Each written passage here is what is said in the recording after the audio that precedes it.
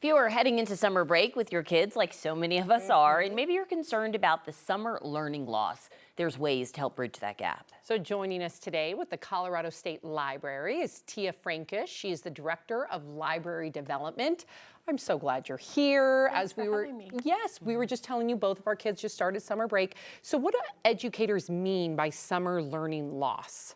So summer learning loss can look a lot like they just have a decline in their academic achievement from not having, if you think about going from school every day to summer vacation, and I'm not reading all day long every day during class, and now all of a sudden I've got all this freedom as a kid. And so summer learning loss can come in a lot of different ways. It can primarily in language arts and math.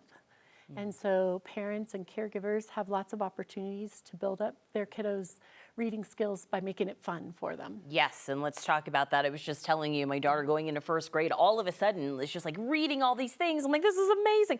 I want to keep up that momentum through the summer. Absolutely. What do I do? Okay, so you're in the car and you're driving somewhere. Go ahead and throw an audiobook from the public library. You can load them on your phone. So when my kids, who are now in their 20s, when my kids were little, we used to put the CD in the CD player. But now you can just download it from the public library onto your phone through the Libby app, and that you can listen to the audiobook together, and then you can pause it and say, what do you think is going to happen next? Yes. Have a little bit of conversation with your kiddos about that. Or you can have them read signs. I spy something with my little eye. You can play a little bit of I Spy. You can sing songs, because prepared readers are also students and children who have a bigger vocabulary, and so music is a great way to introduce them to vocabulary that they might not have otherwise experienced.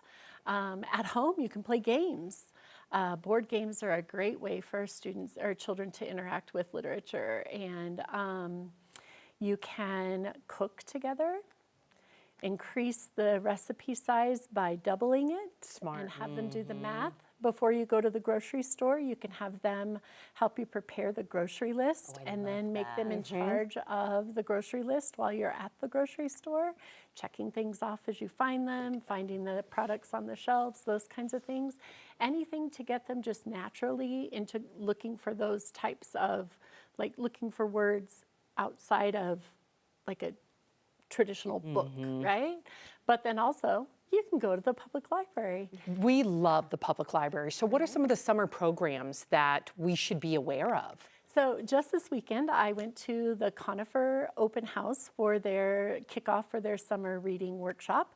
And they had the most fun day planned for kids and families to come in. And so there was face painting and there was ice cream, and kids got to sign up for their summer reading, the summer reading kickoff. And then they're going to be encouraged to read all summer long, lots of different ways that they can read, all kinds of fun stuff that they can do. But the theme this summer is Unearth a Story, and that is statewide, unless a library district has made decisions to do it differently.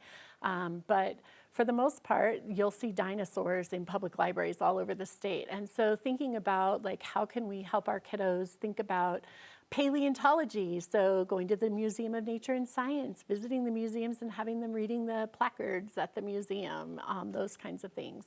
The public library is going to have tons of like book clubs and activities, crafts. Some of them will be planned where you have to show up at a specific time, and some of them will be sort of just walk in and participate as you're there. Some libraries have concert series, depending on where you live. Some libraries, Jeffco, I found Stories to Go is what they called it. And it's basically a book bag for busy parents around a topic. So monsters, trucks, airplanes, space.